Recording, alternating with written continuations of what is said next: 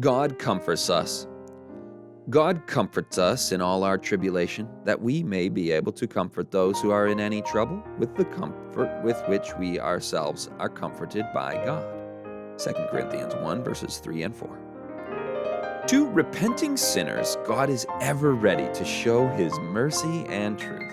He is ready to bestow upon them forgiveness and love, and He requires that those who have been blessed by His compassion shall reveal the same mercy and love toward others. For this is doing the works of Christ. This is keeping the commandments of God.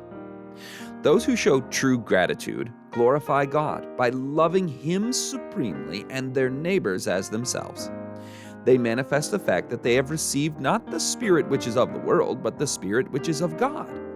By an experimental knowledge, they know what are the good things freely given them by God, for they are illuminated by His Holy Spirit. They work out their own salvation with fear and trembling, knowing that it is God who worketh in them to will and to do of His good pleasure. Christ abides in the soul of the believer, a well of water springing up unto everlasting life.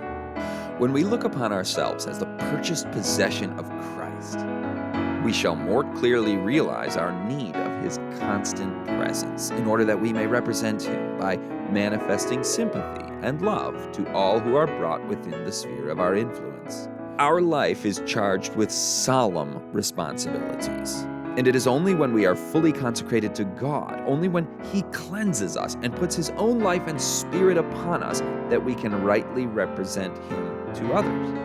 Our accountability extends to our thoughts, words, and actions, as well as to our larger transactions among our fellow men. In order to fulfill the law, we are to carry out the golden rule, and do unto others as we would have them do unto us.